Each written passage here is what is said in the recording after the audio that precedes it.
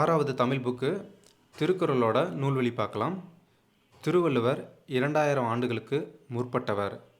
எக்காலத்துக்கும் பொருந்தும் வாழ்க்கை நெறிகளை வகுத்து கூறியுள்ளார். வான்புகழ் வள்ளுவர், தெய்வப் புலவர், பொய்யில் புலவர் முதலிய பல சிறப்பு பெயர்கள் இவருக்கு உண்டு. திருக்குறள் அறத்துப்பால், பொருட்பால், இன்பத்துப்பால் என்னும் 3 பிரிவுகளை கொண்டது. 14 கீழ்க்கணக்கு நூல்களுள் ஒன்று. திருக்குறள் 133 அதிகாரங்களில் 1330 குறட்பாக்களை கொண்டுள்ளது. திருக்குறளில் இல்லாததும் இல்லை, சொல்லாததும் இல்லை என்னும் வகையில் சிறந்து விளங்குகிறது. திருக்குறளுக்கு உலக பொதுமறை, வாயுரை வாழ்த்து முதலிய பல சிறப்பு பெயர்கள் வழங்குகின்றன. 100க்கும் மேற்பட்ட மொழிகளில் திருக்குறள் மொழிபெயர்க்கப்பட்டுள்ளது. ஸோ எக்ஸாமில் எதெல்லாம் ரொம்ப முக்கியம்னு பார்த்தீங்கன்னா, திருக்குறள் 2000 ஆண்டுகளுக்கு முற்பட்டவர், சும்மா தெரிஞ்சுக்கோங்க. அது போகும் எக்காலத்துக்கும் பொருந்தும் வாழ்க்கை நெறிகளை வகுத்து கூறியுள்ளார். ஸோ அதையும் தெரிஞ்சுக்கோங்க. இவருடைய சிறப்பு பெயர்கள் ரொம்ப முக்கியம். வான்புகழ் வள்ளுவர், தெய்வ புலவர், பொய்யில் புலவர் இதெல்லாம் ஆல்ரெடி எக்ஸாம்லேயே கேட்டிருக்காங்க. ஸோ அதனால் இவருடைய சிறப்பு பெயர்கள் ரொம்ப முக்கியம். இதெல்லாம் தெரிஞ்சுக்கோங்க. அதுக்கு அடுத்து பார்த்தீங்கன்னா, அறத்துப்பால், பொருட்பால், இன்பத்துப்பால் என்னும் 3 பிரிவுகளை கொண்டது. திருக்குறள் எத்தனை பிரிவுகளை கொண்டது? 3 பிரிவுகளை கொண்டது.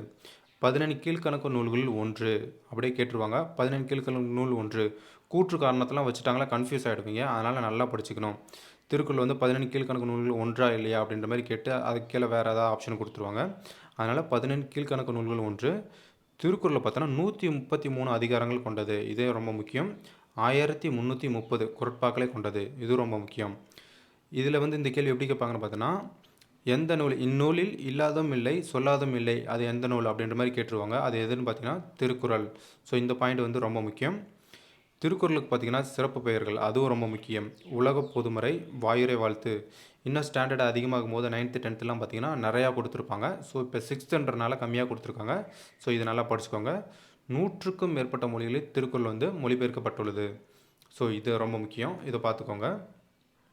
அடுத்ததாக பார்த்தீங்கன்னா, அறிவியல் ஆத்திச்சூடி அப்படின்ற பாடத்தோட நூல்வழி பார்க்கலாம்.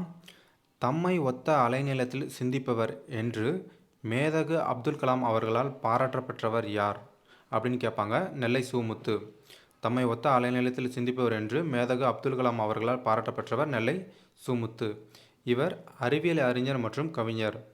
விக்ரம் சாராபாய் விண்வெளி மையம், சதீஷ் தவான் விண்வெளி மையம், இந்திய விண்வெளி மையம் ஆகிய நிறுவனங்களில் பணியாற்றியவர். அறிவியல் கவிதைகள், கட்டுரைகள் பலவற்றை படைத்துள்ளார். 80க்கும் மேற்பட்ட நூல்களை வெளியிட்டுள்ளார். ஸோ இவருடைய பாயிண்டில் பார்த்தீங்கன்னா ஒரே பாயிண்ட்டு தான் நமக்கு முக்கியம். இது ரொம்ப முக்கியம்.